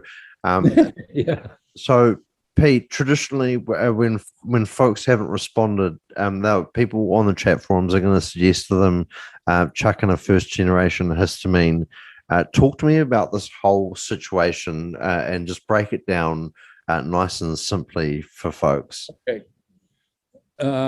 Non-responders typically means they're still having cluster headaches. They haven't responded with a cessation of cluster headaches or a decrease in the frequency of cluster headaches. That's one problem. The other problem, which can be related, is my 25-OH is not responding as I'm not getting the increase in 25-OH commensurate with the loading dose that I've been taking or the maintenance dose I've been taking of vitamin D3. So you kind of have to look at them separately, but also combined, because they do interact with each other. So the first thing to do is you want to get your 25-OH up. Go to a larger loading dose. Go to the nanoemulsion. And that will, you'll start driving it up. I guarantee you, it'll drive up. If 140,000 IU doesn't do it, try 190,000. And if that doesn't work, try 240,000. People have taken much, much larger loading doses than that. You just don't want to be taking it for too long a period of time without having a lab test to verify your calcium is still normal and your PTH hasn't gone down through the floor. If you haven't seen a drop in the PTH, that's key. If your PTH is still high, you still got a vitamin D3 resistance. So keep loading until you see your PTH start to drop. Once it starts dropping, you want it to go down to the minimum, but stay right on the edge between the green and the pink. And you'll have to adjust your vitamin D3 dose to do that. But knowing when and how to do that means you're going to get frequent lab tests. So like I say, make friends with your doctor. Say, we're going to do this. I got to do this. I'm not going to live with the pain. This is safe. On a safety factor, people go in and take rat poison to control their clotting factor. Yeah. So the doctor changes the dose. He says, you got to come in next week so we can take a blood sample and measure your clotting factor. You screw that one up, you're going to kill somebody. Nobody's died from vitamin D3 poisoning. And I mean, if we're still looking at this lab on screen here, you had to go pretty darn high before there were some considerations in and around PTH and calcium. Wouldn't it be fair to say, well, the question is, do most people not see? Most people would not need to do what I did. This is kind of an exception. And basically, the doses I was taking put me in a category of the Coimbra protocol. Coimbra protocol, developed by Dr. Cicero Coimbra, is a vitamin D3 therapy exactly like mine, except his starting dose of vitamin D3 is 1,000 IU per kilogram of body weight. So if I weighed 80, I weigh 80 kilograms, I'd be taking 80,000 IU a day. And again, monitoring. That's the starting dose for the Coimbra protocol, and it goes up from there. Monitoring. I'm already 140,000 IU a day for that last set of labs. Yeah. So talk to me about antihistamine and the full Monty kind of layout. Okay. So now we're back to, I haven't responded to the regimen with a reduction in the frequency. You get to the end of the first 5 days of the loading cycle, and you haven't seen any improvements at all, time for the full Monty. And the full Monty is basically 5 supplements. You want to take turmeric, 3 grams a day, turmeric curcumin. And sorry, can I, that turmeric, mate, does it have to be something in particular? Like I've got turmeric in my spices bloody thing in my cabinet. Is that good enough, or does it need to be like something brought? I bought a bag of medical grade turmeric, but I don't know what the strength of it is in order to get the right dose. I would buy the dose. Okay. Yeah. Next one. The next one is resveratrol. And I would strongly recommend ordering grapes. That's a good fruit to eat. Eat a handful of grapes a day. Resveratrol's in wine. I don't recommend drinking a lot of wine because you can't drink enough wine to get the amount of resveratrol you get out of 3 capsules of 1,000 milligrams each. So you want 3 grams a day of resveratrol. You need 3 grams a day of the, what's the next one? Oh, yeah, quercetin. Quercetin, quercetin. That's the one that's really potent and powerful when it comes to beating back a COVID-19 infection if taken with zinc. Quercetin is a zinc ionophore. Zinc is water soluble, and the cell walls are made out of fatty acids. Water and fat don't mix. So the zinc cannot get through the cell walls into the cytoplasm where the virus are. But if you wrap them with a little quercetin, it acts like a soap bubble, and the zinc slides straight through the cell wall, gets in there, and zinc stops the enzyme that allows the virus to replicate. If the virus can't replicate, you're not going to get sick. Right. Right. So that's where quercetin comes in. You also need at least 3 grams a day of omega-3 fish oil. That's the DHA EPA combination. You want that as high as you can get. Sorry, so that's part of the standard regimen, or is there? Yeah, but you're going to take a little bit more of it. Where you take 2 capsules, I'd be taking 3 and 4. Oh yeah, and just again, tell me, like you kind of talked about cell transfusion with the resveratrol. Isn't it kind of that what fish oil is doing? Or what is it doing actually? Well, each one of these things has a number of different benefits. Omega-3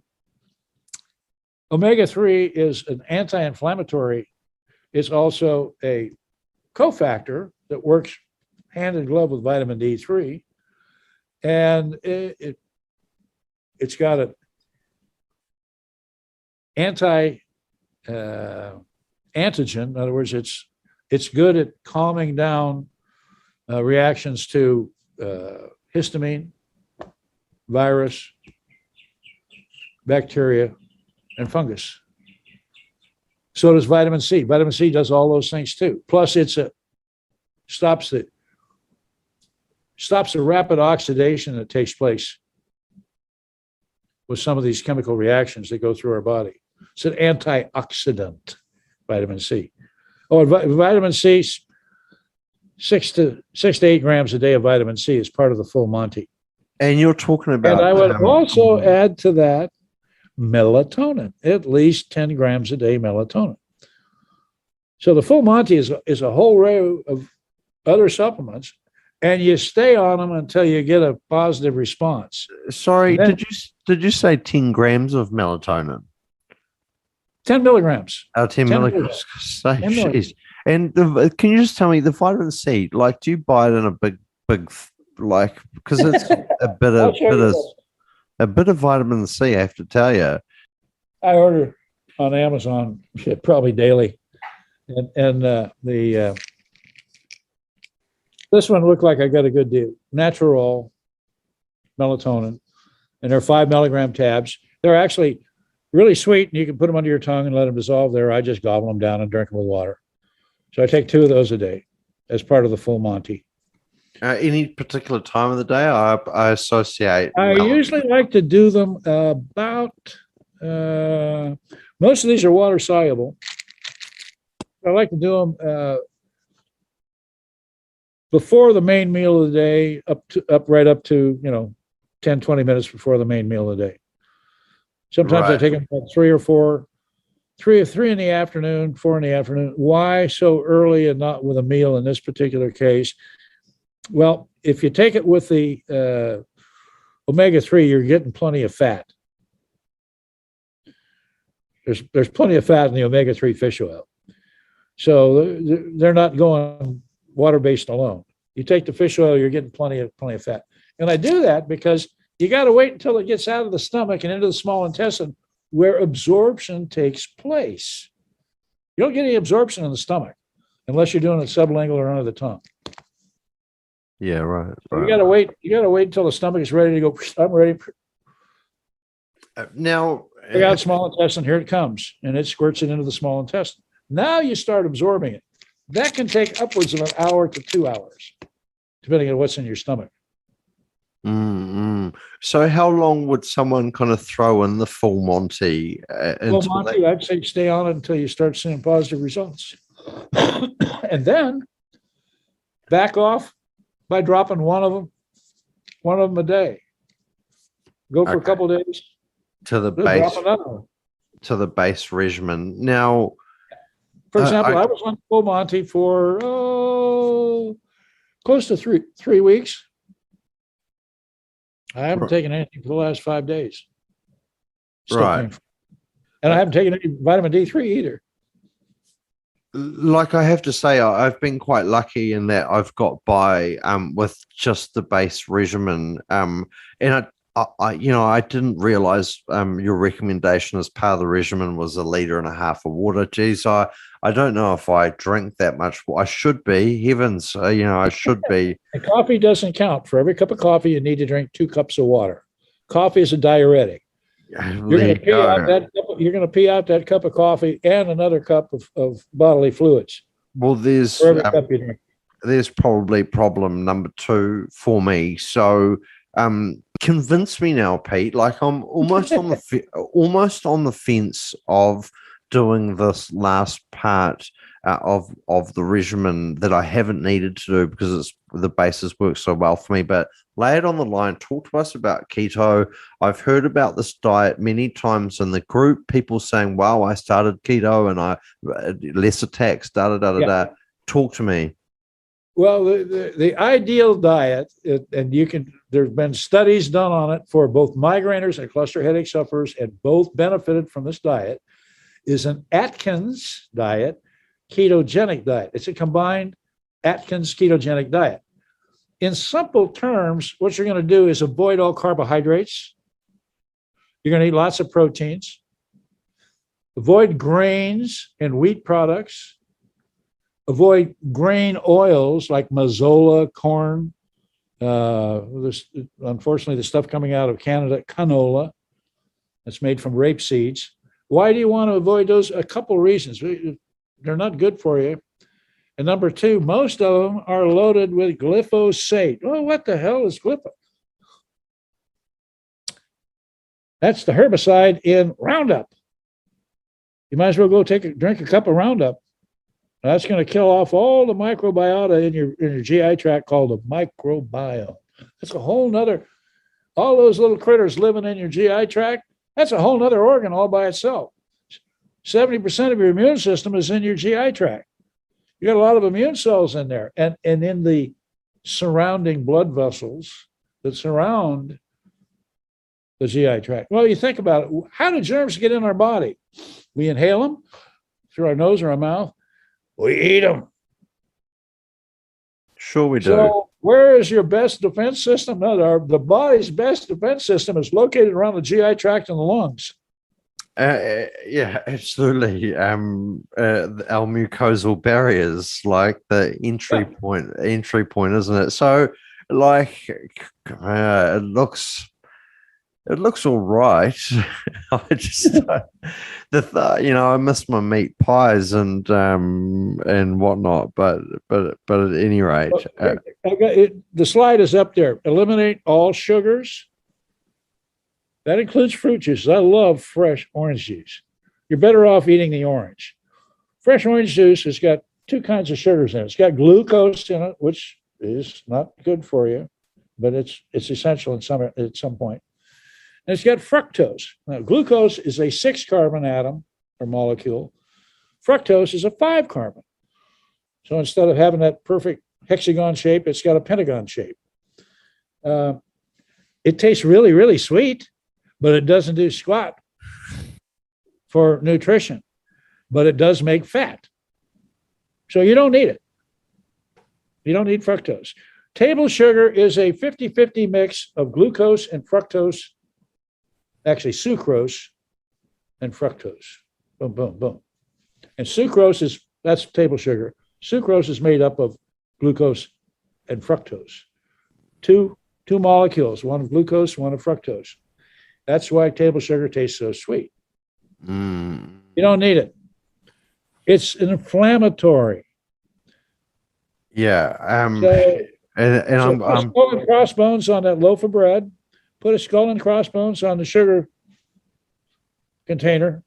You don't want to take any of those. No grain products, no grain oils. Well, what am I going to do? Well, there's one of dairy products you can do, and that's butter. That's going to be good for you. Extra virgin olive oil, that's good for you. Avocado oil, I like that. And my favorite is extra virgin coconut oil. Matter of fact, I do a pull, take a big heap, tablespoon of that, put it in my mouth and let it dissolve. Don't spit it down the drain. It'll clog your drain.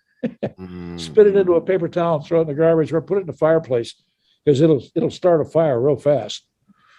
But that pulls bacteria and all kinds of, it's better than a mouthwash. And your mouth is happy when it's all done. And if you get some on your hands, you wipe it around. They have this thing in the tropical islands, Maori maybe as well, but the Hawaiians, the Tongans, all of them, when their girls start coming of age, they rub their bodies down with coconut oil so guys can walk up and put a dollar bill on their skin and it'll stick. Clever. Bit of a factoid. Others are watching. There's no hanky panky. It's just boom. Yeah. And there will be plenty of the softest skin. I mean, you want to make your skin happy, rub it down with coconut oil. I mean, if your feet are dry and cracking, rub it down with coconut oil. It'll be pink and sweet, just like a baby. Yeah. Okay. No, that's okay. That's a good. Back on. Salmon, halibut, wild caught fish. Big things. No farm fish, no farm salmon. They're terrible. Bad. Because most of them are fed grain, and what's in the grain? Glyphosate. Glyphosate is in everything. It's really bad. Organic, non-GMO, green and colored veggies. That's good. Fruit. Stick to the dark berry fruits or grapes. Blackberry, blueberry, raspberry. Some nuts, dark grapes. Pomegranate. That's also pretty good. And eat seeds for it too. It's kind of like, in order to do a change like this, it really is a change in the way you look at life and approach nutrition. And like anything, we're habitual creatures. I know that if I got to day 28 of following a diet like this, I would probably be through the bulk of my complaints in terms of. I tell you what, you will not. If you do it right, you won't be hungry. Yeah, you can eat all the meat, all the free range organic meats you want. Okay.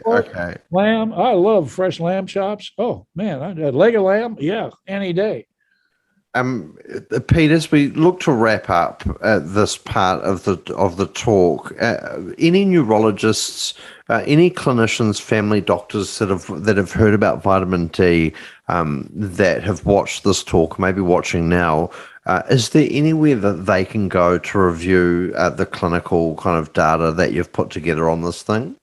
Yeah, if you download the treatment protocol, my email address is on there. Okay, great, and I'll ensure that information is linked in the description.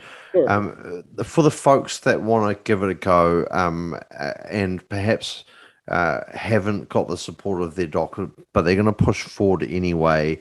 Where's the information? Where's the latest copy of the regimen? Yeah, the diet is a very important part of it. I mean, there's a third leg of the stool that you also have to consider, and that's getting some exercise. The body runs best when it gets some exercise. If you're an old geezer like me at 77, just walking up and down the driveway is more than sufficient. But I'd like to get at least 100 yards, maybe 200 yards. And I got to do that because come the end of May and the 1st of June, it's almost a half mile from our house in Pelican down to where we keep the boat moored. And every morning I walk that all the way on down to the boat to stay in shape. Now I'll ride the golf cart coming home with all the fish, but I walk that in the morning, and I want to stay healthy. So I do get my exercise. I got 3 chainsaws out there and a log splitter, hydraulic log splitter. And I do all the firewood for the house. No, that's very, very good, Pete. Exercise, of course, is probably together with good nutrition, is probably the most important things that you can do for your health. Where does vitamin D rank? I would suggest it's number 3 on that list. So look, team, if you've been watching, I hope this has been helpful. All of the links are below. The graphics kind of speak to themselves. It's easy to follow. This regimen is not difficult. And I tell you what, if it worked for you like it did for me, well, you'll be jumping for glee and coming back here to post a comment on this video just to give others the confidence to know that this thing, it actually works. Yes, and there's one point you started to make there that I've got to follow up on. It works very well, and I have many doctors who are also following it. Most of them are headache sufferers. Some of them are migraineurs, but most of them are cluster headache sufferers. But I have a few more that are taking it because they want to stay healthy and they want to keep their immune system boosted. They've been listening to the Malones and all the other doctors who are saying, hey, you got to treat this COVID early and strongly with good stuff, good vitamins and minerals, healthy stuff that the old country doc made you take all the time. Yeah. So that's good. The other interesting part is I gave a presentation on this, on the results of the study on 2019 in, gosh, where were we? I guess we were in Austin, Texas. I gave it at a cluster headache conference. And I was second to the last presentation. The final presentation was a panel of neurologists. And there were 4 neurologists up on the stage when I finished. And one of them stood up and he looked around the room. There's about 150 people in attendance there. And most of them are cluster headache sufferers. Some of their supporters and wives. He looks around the room and he says, okay, how many of you are following Batch's regimen? Well, I was up in front, so I had to turn around and look. 50 hands went up. I went, holy crap. And here's 50 out of 100. A third of the audience is saying, yeah, I'm following Batch's regimen. And then he asked the next question. Okay, how many of you found it didn't work? And I looked around, only 5 hands went up. He looked at me and he mouthed the words, we got to talk. Yeah, we got to talk. All right. I moved over to his table. He said, give me your email address. And I sent him everything I had. And you know, like for the back up to the room, did a dance in the rain locker. I was just coming out and my Mac goes, bing, you have an email. So, you know, and the doctor, thing is, he says, I want to do a study of your protocol. And I go, God, that's fantastic. But, you know, it's kind of hard to come up with the funding. Click, return. Went back in the bathroom, finished shaving. Bing! Called it up. I have the money. I responded, you have my complete attention. That just started recruiting 2 months ago. And that's, I think that's the thing. Like, if you've made it through this talk, Batch is, there's no sign up now. You know, there's no I need your email address so I can pitch you a guidebook to sell you on how to do this. It's not about that for this gentleman or for myself. It's just about doing the right thing and sharing this information with you wonderful people so you can get your lives back. And more than that, so you can prime your immune system to live in a goddamn world where there are bugs, where there are viruses, where there are organisms. And you know, it's like, shock horror team, you're supposed to breathe those suckers in, like every breath that you take. I've gone off on a tangent here, Pete, but it's just so unnatural that for me to go up the road after this interview to the supermarket, I've got to cover my goddamn face. And it's just like, you guys are missing the point. Humans have come to a point now we think we are separate from this world that we live in, that we need to protect ourselves from all of these bugs. It's like, oh, it makes you really, really sad for where we are at as a species, does it not? I did a lot of work in intelligence in my last 7 years in the Navy. In fact, almost exclusive in intelligence work. And I was also, they call him a crisis action planner. I worked at U.S. PACOM. That's the Pacific Command in Hawaii. And he's responsible for everything from the west coast of the U.S. all the way to the gates of the Persian Gulf, including Korea and the coast of China and east coast of Africa. That belongs to Southcom. So it's the biggest AOR other than Spacecom, which owns all the space above us. So I spent 5 years out there. The first 2.5 years, they liked me so much, they said, you're not leaving. We're going to keep you for another 2.5 years. So I spent 5 years out there. And most of the time I spent it in the command center. This is the nerve center for everything happening in the AOR. Something happens over there, we know about it within seconds. And most of the work was done with intelligence. Well, why intelligence? Because if you know what the bad guy's about to do before he does it, you got a leg up on him. And if you study him enough, you know all the things he's capable of doing. Well, I kind of apply that to cluster headaches. And the intelligence part of it is research, digging into all the different studies, finding who did what. There are a number of studies that are called, I'm trying to think of the right name for it. They're challenge studies. They want to provocation studies. Well, what's that? That's where they take a cluster headache sufferer and they give him a shot of histamine and see what happens. Holy crap, he comes down with cluster headaches, about like that. Do it to a migrainer. Guess what? Migrainer starts having migraine headaches. So there's a lot of commonality between cluster and migraine headaches. Now, I sent you the link for the paper on it. Excellent paper on it. And there's so many areas that they overlap and are the same, and very few where they're off. So I know from my wife and many other close friends who are migraineurs that it does work. Oh, like I said earlier, Peter, I went and met my uncle for the first time. I'd not seen him since I was a young boy, and said, "Oh, you married? Oh, yeah, I've got a wife. And she's downstairs." I said, "Oh, go and get her, mate. I'd love to meet her." And he said, "No, I'm sorry. She's got migraine. She gets really bad migraine. She just likes to stay in a dark room." And I said, "Mate, just get her to take vitamin D." And he gave me the look. My doctor, everyone that I speak to about vitamin D, apart from yourself and a few select people, give me this look of, roll your eyes, you're a snake oil salesman. But I sent the D3 to their house, and a week or so later, I get a call from him, and he's saying, "Craig, what can we give you?"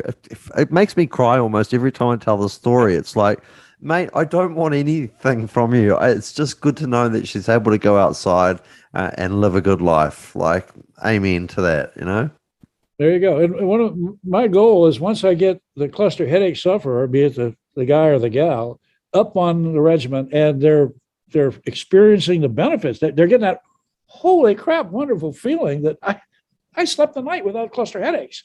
I might have 1 or 2 a week, but I can live with that. Or boom, they're gone, gonzo. Then I say, make sure your spouse is taking it. You don't want to outlive your spouse, do you? And oh, by the way, if you happen to be of childbearing age, make sure you're taking at least 10,000 IU all the way through pregnancy and before. You both need to be taking it. And then you got this picture on is it safe? That's my granddaughter, Fred, aka Winifred, at 1 month and about 8 weeks with a bandana. She is just incredible. I've got 3 grandkids who are bathed in maternal vitamin D3 from conception through breastfeeding. And once they got up to solid food, they get 50 IU per pound of body weight a day of vitamin D3. These kids have T-Rex immune systems. They don't get sick. There's no colic, there's no rash, there's no cradle crib and crap and all that. No. Yeah, I spoke with Henry about this. 6,500 international units minimum for a woman carrying in order to have a sufficient vitamin D level for both mum and baby. I think that's low. And I personally think that's low. My daughter, my niece, all took 10,000 IU a day. Matter of fact, my niece went up to 25,000 IU a day because she also had problem with asthma. And if she gets over 20,000, her asthma goes away. So her last trimester was, boom, taking 25,000 IU a day vitamin D3. And her little critter, I don't have her picture in there, just cute in a bug's ear, Oh, by the way, they're all budding Einsteins. They're Mensa candidates, and they got neuromotor skills that just blow you away. They're all Olympic class athletes. That was what I was going to ask you, but the philosophically speaking, then you start looking at the other implications of making sure your new family's addition, your new baby, the outcomes in life, intelligence, and sexual health, all of these aspects that may be the low-hanging fruit in terms of vitamin D. Oh, the other thing, when I get couples together, I solve the cluster headache problem for one. The supporter's not doing anything, so I get the supporter on it too. I said, "You guys childbearing age?" And, yeah. Well, you both want to be taking vitamin D3, but be careful. Yeah. Fertility goes way up. Yeah. But you're both taking vitamin D3. There's a really good graphic. If you're not planning on a family, be careful. I'll put the graphic up on screen just while we're wrapping up in terms of that just show how vitamin D is involved throughout pregnancy. It's quite an illustrative graphic. It's fascinating. It's totally fascinating. And in terms of preeclampsia, the risk of needing to have a cesarean section, all of that increases as your vitamin D level decreases, believe it or not. And I know, following the cluster headache groups, that many times mums will come on and say, I've just had a baby and the attacks have started. It's just, from my perspective, knowing what I know about vitamin D now, it's like, it's no wonder that the attacks have started, because you've been providing vitamin D for yourself and for a precious little human for the past 9 months. It's crazy stuff. It's so natural. It's like falling out of bed or falling off a log. I mean, once you get up on the vitamin D3, everything starts working better. I mean, every system in your body starts working better. And I think that's the problem, right? Because it just looks and appears to be this low-hanging bit of fruit that people will go, well, why hasn't my doctor picked the bit of fruit? Why hasn't the whole medical community picked this right bit of juicy fruit that is vitamin D? And that's why they think that potentially it's snake oil. But I tell you what, if you're watching this, it is not. Head over to the Vitamin D Wiki. The link's in the description. Pete, we're wrapping Henry's this. done a marvelous job. He has. You can check out the interview with Henry Lahore on my channel. Thank you for watching. And Pete, thank you. Thank you, and thank you again for what you have done for myself, for my family, for my uncle, his wife, for the Maori fella that lives 500 kilometers away from me down the coast. He owns a barbershop. Thank you on behalf of him. Jason he's about 50 kilometers in the country. He's got an orchard.